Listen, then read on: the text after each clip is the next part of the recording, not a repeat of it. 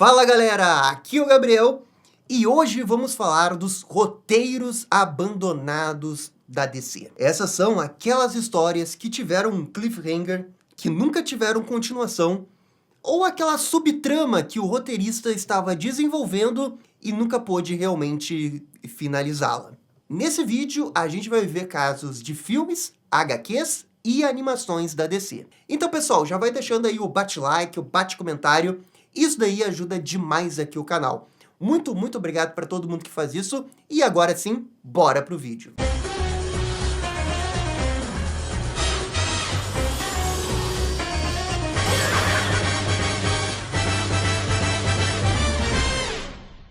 E vamos começar a lista com o que talvez seja a maior história abandonada da história da DC, que é o DCU inteiro do Zack Snyder. A invasão de Darkseid e as cenas pós-créditos que nunca foram continuadas.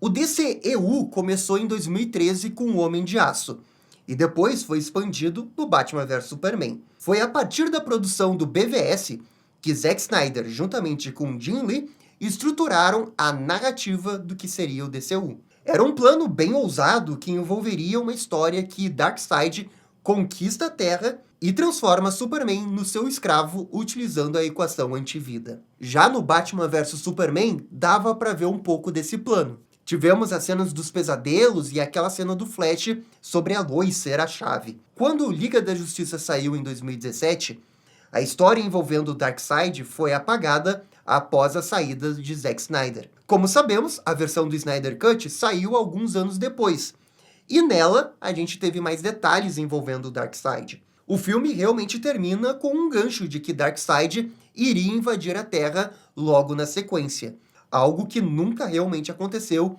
nos filmes seguintes do DCEU.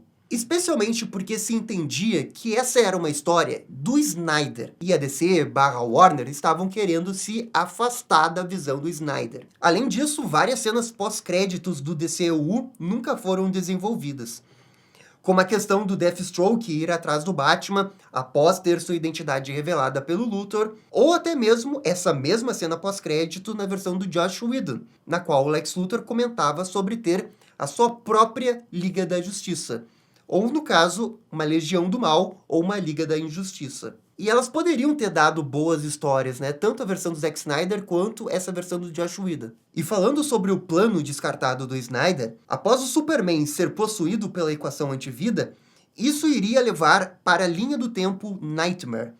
O Batman iria criar um grupo de resistência com Flash, Coringa e até o Deathstroke. Alguns personagens importantes como Mulher Maravilha e Aquaman iriam morrer nas mãos do vilão tirano. E como sabemos, nada disso realmente continuou. Número 2. Batman Widening Gyre. Essa HQ talvez tenha o cliffhanger não continuado mais conhecido da história do Batman. Widening Gyre é uma HQ escrita pelo Kevin Smith e uma espécie de continuação da HQ Onomatopeia. Nessa história, Kevin Smith desenvolve o romance entre Batman e Silver Sun Cloud, enquanto surge um novo vigilante em Gotham, um tal de Baphomet. No início, o morcego não confia nesse vigilante, mas aos poucos, Baphomet realmente se mostra um cara que quer ajudar a cidade. Na última edição, Batman pede Silver Sun Cloud em casamento no satélite da Liga e mostra a Batcaverna para o Baphomet. Então, é aí que tem o grande plot twist.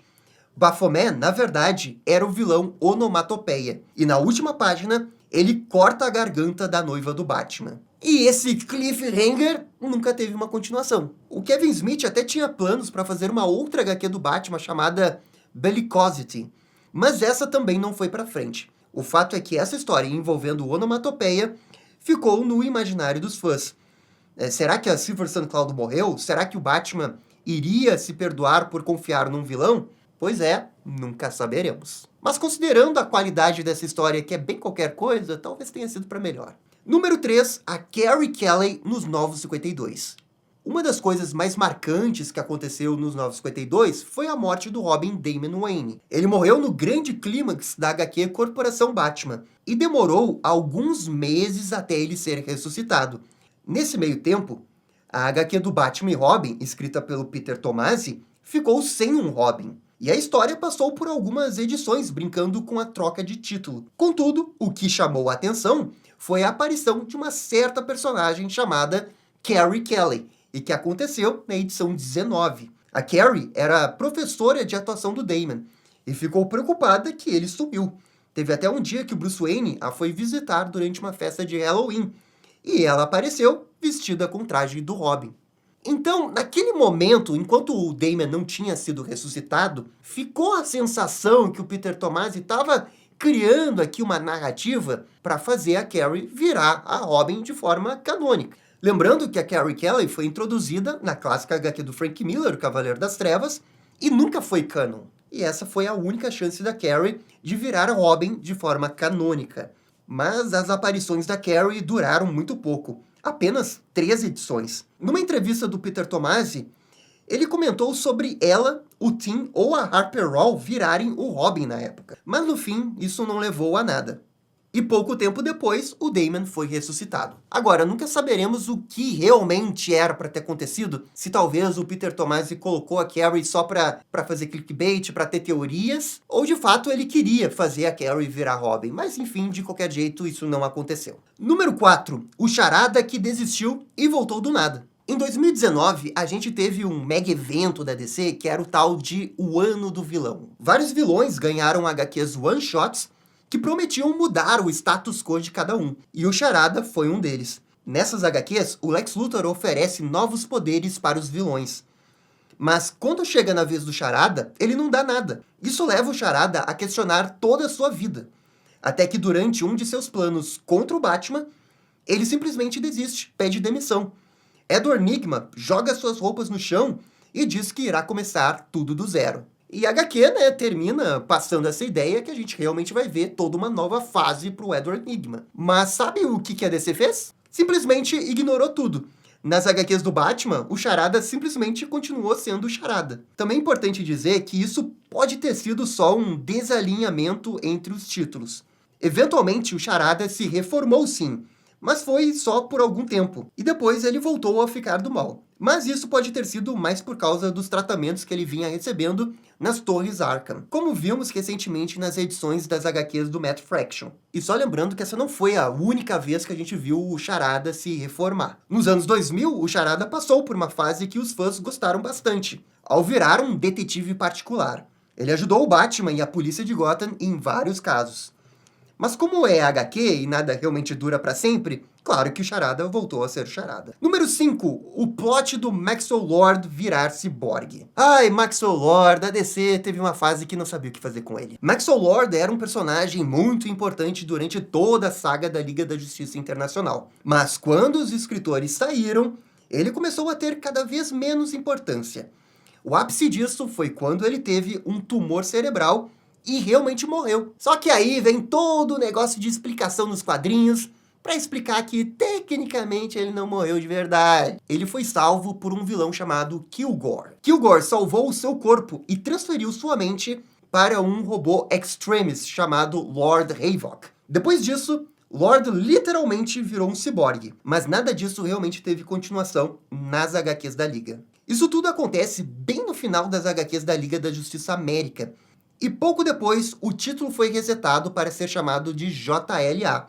E toda essa plot envolvendo Maxwell Lord foi completamente abandonada, sem mais e nem menos. É isso. Talvez a DC tenha percebido que não valeria a pena continuar investindo nessa história. Talvez ela simplesmente esqueceu que o Maxwell Lord era um ciborgue. Enfim, coitado do Maxwell Lord. Número 6. Lita, a filha esquecida de Cersei. E agora vamos citar um caso de uma história abandonada envolvendo a Mulher Maravilha. A Lita é a filha da Cersei que foi criada em 94. Ela nasceu durante um parto no meio do mar, quando a Cersei estava disfarçada no corpo de uma mulher chamada Donna Milton. E também, essa Lita é filha do Ares, o deus da guerra. Na edição número 100, vemos que a Donna Milton estava realmente cuidando do bebê. Nessa altura do campeonato, Diana já sabia que Donna Milton era a verdadeira Cersei. Só que a Donna não sabia exatamente que era Cersei, porque a Cersei tinha criado toda uma magia para esconder sua identidade, justamente para evitar que ela falasse a verdade quando estivesse no laço da verdade da Mulher Maravilha. Mas enfim, de qualquer jeito, no final, de fato, a Cersei se revela e ela se transporta para longe. E quanto à criança, a HQ não fala o que aconteceu com a criança. Ela só vai voltar muitos anos depois numa história de 2001. E aqui a criança Alita já estava com 3 anos de idade e possuía poderes mágicos. A Alita, inclusive, chega a enganar o Superman. Era Cersei quem estava cuidando dela nesse momento. E foi ela quem ensinou magia. No final da saga, a Cersei é capturada e levada para uma prisão de uma Temícera totalmente refeita na época. A Alita fica ali, aos cuidados das outras Amazonas, junto com outras crianças. E esse daqui parecia, né, um fim ideal para a personagem Alita. Mas é aí que vem a história que a DC realmente abandonou. Ela retorna na edição 212 da Mulher Maravilha, quando Greg Rucka era o roteirista. Alita está um pouco mais velha e agora treina junto com as Amazonas. A Cersei observa tudo através de um espelho e diz que irá recuperar sua filha. Ela acha tudo isso repulsivo, já que estão tratando sua filha como se fosse uma amazona. Na edição 218, Ares aparece em Temícera e recupera sua filha. Oh, até que enfim o papai Ares lembrou que tinha uma filha. Só durou 4 anos. O Ares derrota a amazona que estava cuidando da Alita e depois leva sua filha para longe usando uma magia de teletransporte. A sua última fala é que ela irá abraçar o seu destino. O Ares depois avisa Cersei que recuperou sua filha, e os dois se beijam, retornando possivelmente para o submundo. E depois disso, nunca mais se falou de filha da Cersei. A tal da Alita sumiu. Greg Rucka terminaria sua primeira passagem nas HQs da Mulher Maravilha 8 edições depois. Mas, nessas edições, a Alita não aparece. Em 2007, teve um evento chamado Ataque das Amazonas, na qual o Ares morreu e a Cersei foi banida para o submundo. Mas, em nenhum momento, é citado o que aconteceu com a Alita. Talvez um dia algum roteirista se lembre dela e ela volte. Número 7. O mistério canônico dos Três Coringas. Ah, Gabriel, mas o mistério dos Três Coringas não foi resolvido na história Três Coringas? Foi, mas também não foi. Quer dizer, a ideia toda dos Três Coringas foi apresentada como forma canon na saga Guerra Darkseid, quando o Batman sentou na cadeira de Mobius. E ele perguntou lá a identidade do Coringa, e a cadeira respondeu que havia 3 Coringas. Isso era para ser canônico. E, portanto, a resposta desse problema deveria ser canônico, né, seu Geoff Johns? No Rebirth, a DC deixou bem claro que existiam 3 Coringas no universo principal. E existia a promessa do Geoff Johns de publicar uma HQ chamada 3 Coringas. Levou anos, até que finalmente a história foi publicada em 2020. Mas, para nossa surpresa, a história não era canon. Existiam 3 Coringas, o criminoso, o palhaço e o comediante. A história foi muito mal recebida pelos fãs da DC na época, e de forma alguma essa história se encaixava no canon principal. E aí a DC decidiu, né, varrer o problema dos 3 Coringas para debaixo do tapete. E a parte canônica dos 3 Coringas, essa nunca realmente foi respondida. E convenhamos, né? Não existe uma boa explicação para existir 3 Coringas no universo principal. Foi algo puramente clickbait na época, que eu aposto que nem o Geoff Johns sabia como resolver isso. E hoje é simplesmente ignorado por completo que uma vez o Batman falou que existiam 3 Coringas. O que, convenhamos, né? É pra melhor, sem dúvida. Número 8, a confusão do Red X. Ah, quem lembra do Red X? Ele surgiu como um personagem exclusivo e extremamente icônico no desenho dos Jovens Titãs. Sua identidade, no entanto, nunca foi revelada. Mas não é essa história que a DC acabou abandonando. Eu tô me referindo ao Red X dos quadrinhos. Demorou anos, mas a DC finalmente o tornou canon nas HQs durante a fase Academia Titãs. O grande destaque dessa história era justamente o mistério sobre quem era o Red X, exatamente como na animação. Eventualmente, numa das últimas edições, sua identidade é revelada. Ele era um dos alunos da Academia Titã, chamado Brick. Que, poxa, gente, foi uma das maiores brochadas que eu já vi numa HQ dos Jovens Titãs. Tipo, Brick? Quem é Brick? Parecia realmente que o Red X seria importante no futuro. Ele aparecia em HQs do Esquadrão Suicida, da Infinita Fronteira. Parecia que a DC tinha um plano importante pra ele. Mas é aí que veio o plot twist! Existia um segundo Red X. E esse Red X mata o Brick assim que a sua identidade é revelada. E depois ele foge. E quanto a esse segundo Red X, esse daí nunca mais apareceu, amigo. E tudo isso aconteceu em 2022. Não tá com cara que a DC vai realmente continuar essa história ou trazer o tal do Red X de volta. Número 9, o mistério da HQ Batman 691. E esse daqui é um cliffhanger estranho que eu encontrei nas minhas pesquisas. Tudo isso acontece na época que o Dick Grayson assumiu o manto do Batman após a morte do Bruce em Crise Final. Na edição 691, Dick e Alfred estão realizando uma reforma na Batcaverna. Ele fala que irá mover o memorial do Jason Todd, porque essa é uma cruz que o Bruce carregava, e não ele. Só que ao abrir o memorial na área inferior, Dick encontra um pendrive. Ele coloca o pendrive no Batmóvel e ao verificar o Dick fica chocado. Ali se encontram documentos sobre a morte de seus pais. E o Dick fica se perguntando o que diabos o Bruce estava escondendo ali. E bem, a HQ termina com isso, é um baita de um cliffhanger, é um grande mistério. E a HQ nunca mais responde. Por que diabos o Batman tinha esse pendrive? Por que o pendrive estava dentro do memorial do Jason Todd? Não sabemos. Eu vi na internet que isso talvez tenha inspirado o Scott Snyder a criar a Corte das Corujas, já que a Corte das Corujas tem toda uma ligação com a família Grayson. Talvez tenha uma ligação, mas oficialmente nas HQs nunca foi dito nada. Então, o mistério do Batman 691, isso daqui não tem explicação. Número 10, o casamento proibido da Batwoman. Um outro gancho que ficou completamente abandonado foi o casamento da Batwoman. Williamson III é considerado um dos criadores modernos da Batwoman, e era justamente ele quem estava escrevendo a HQ da personagem na época dos 952. E era uma run muito elogiada. Na edição 17, finalmente, depois de muita enrolação e construção, a Kate Kane pede a sua namorada, a Maggie Sauer, em casamento. Só que na edição seguinte, todo esse negócio do casamento é ignorado por completo. Isso daqui foi uma decisão editorial da DC, que alegou que os heróis não podem se casar, com exceção de Lois e Clark. O roteirista não gostou dessa interferência.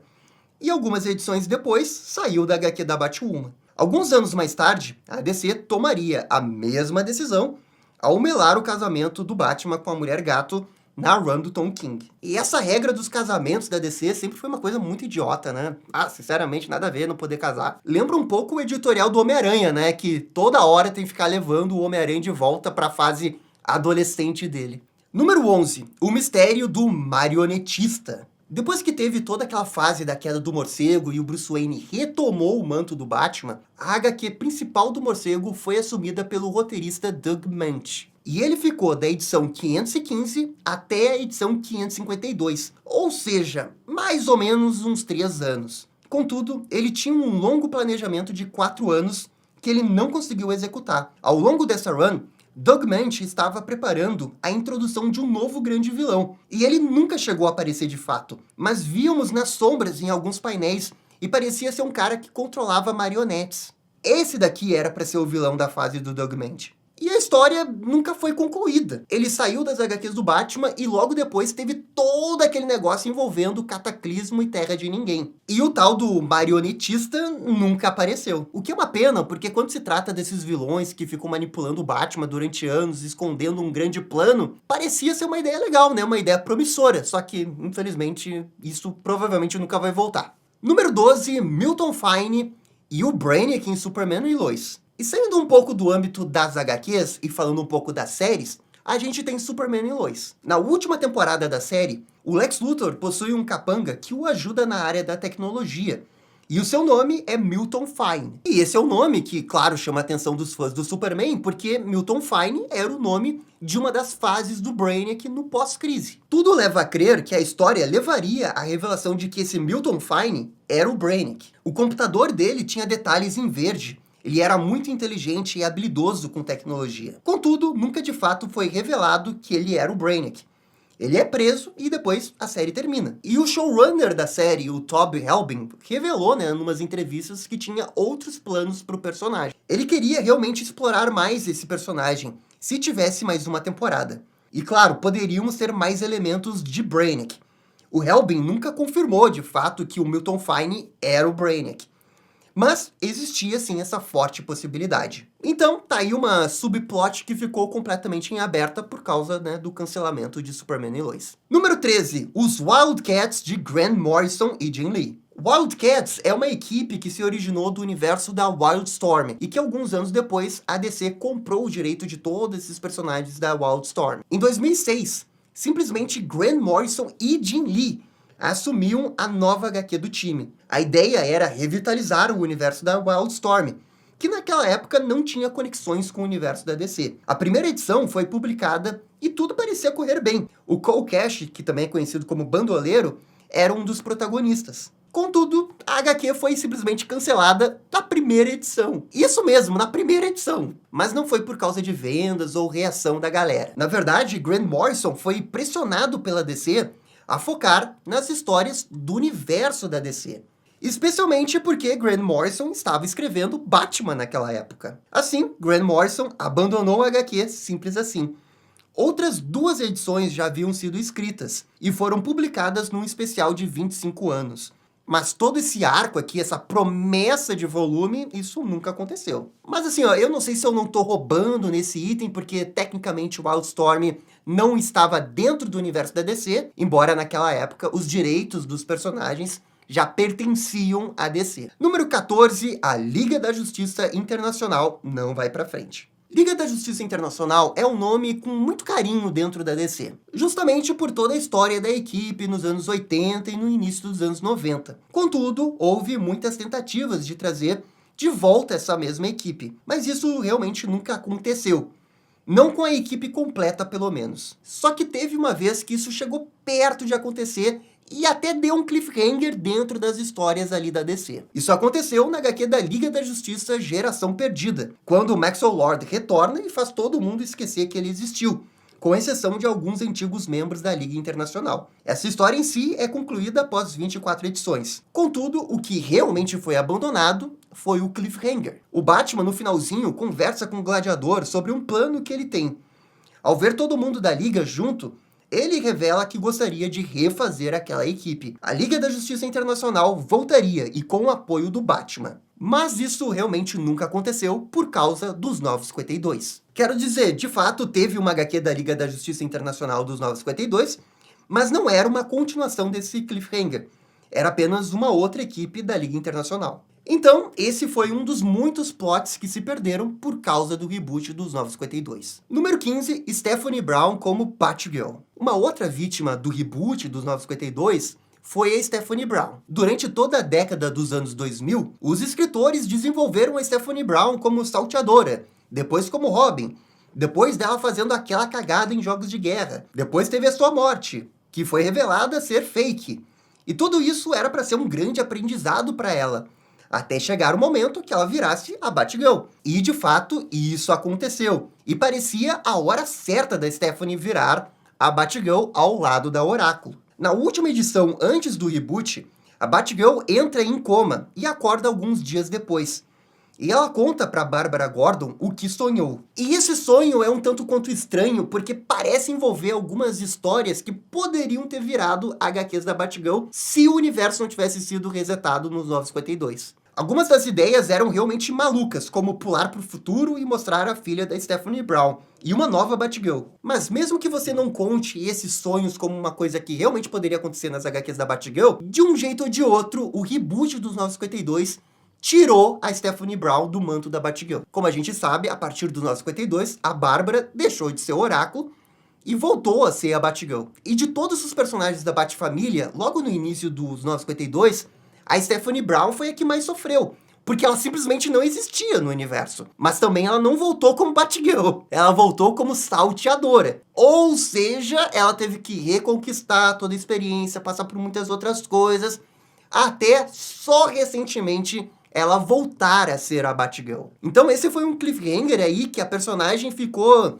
estagnada por pelo menos 12 anos, sabe? Número 16... Jason Todd em Justiça Jovem. E agora vamos falar de uma animação que é muito querida entre os fãs, Justiça Jovem. Porque, olha, dava pra fazer um vídeo inteiro só de Justiça Jovem, com um monte de arco abandonado pelo desenho. Mas o principal deles, sem dúvidas, foi o destino do Jason Todd. Na segunda temporada, após um time jump, é revelado que Jason Todd morreu fora de tela. E na terceira temporada, vemos que Ra's al Ghul possui um servo que utiliza máscara e não é de falar muito. E tudo realmente indica que esse cara aí é o Jason Todd. Contudo, a história nunca chegou a desenvolver quem era essa pessoa, até mesmo uma temporada depois. Um outro gancho em aberto é o final com a Supergirl, a Mary Marvel e a Grande Barda, que aparecem como fúrias do Darkseid. Justiça Jovem é também conhecido por ter aquele cliffhanger da segunda temporada do Darkseid, e a gente ficou anos imaginando como seria uma terceira temporada,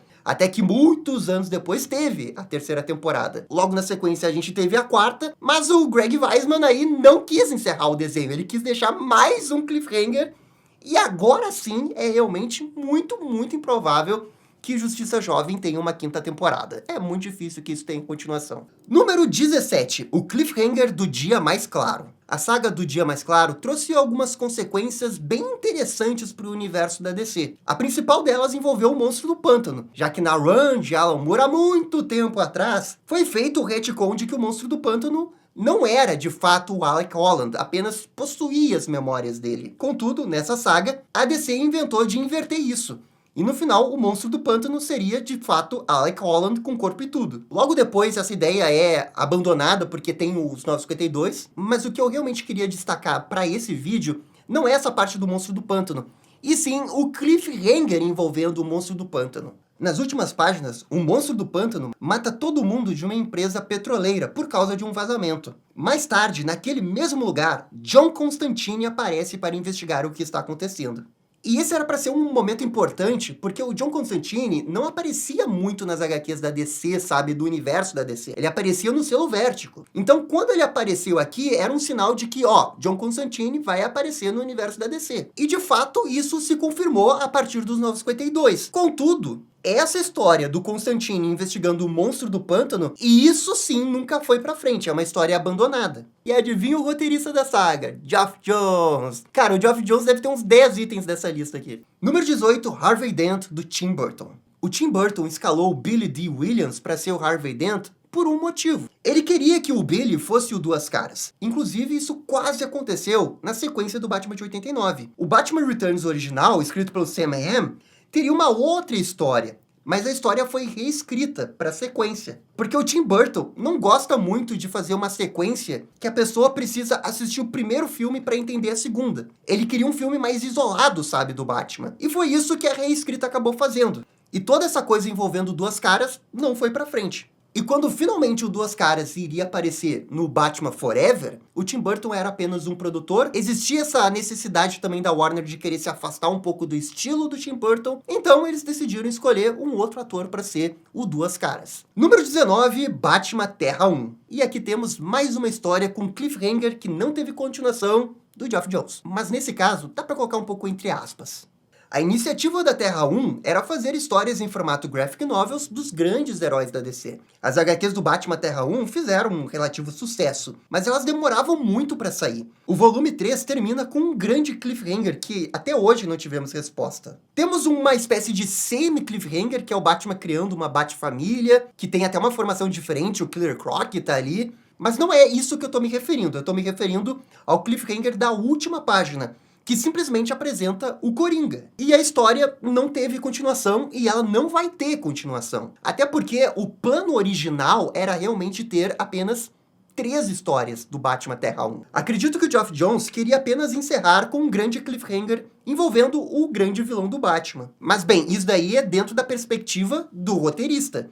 Pra quem tá lendo a HQ, pô, realmente fica parecendo que vai ter um volume 4 e você vai ver o Coringa. E isso realmente nunca aconteceu. E esse sim eu lamento, porque eu acho que o Coringa nesse universo poderia ser bem legal e o visual ficou muito bom. Mas, né, nem tudo tem continuação. E o número 20, a tal da Rocha da Finalidade. Na HQ da Sociedade da Justiça número 25, publicada em 2009, somos introduzidos a uma espécie de Rocha da Eternidade do Mal. Ela é chamada de Rocha da Finalidade. Na história, o Flash J. Garrick visita o local. Ao mesmo tempo, em Kahndaq, o Mago Shazam aprisiona Isis e Adão Negro em pedras pelos seus crimes para toda a eternidade. Contudo, no final da HQ, um ser com poderes parecidos com o do Shazam aparece, e ele está em volta nas sombras, e diz que poderá brincar com seus campeões. É um belo cliffhanger, né? Mas é um cliffhanger que também não teve continuação. Mas galera, é isso aí. Essa é a lista que eu separei para o vídeo de hoje.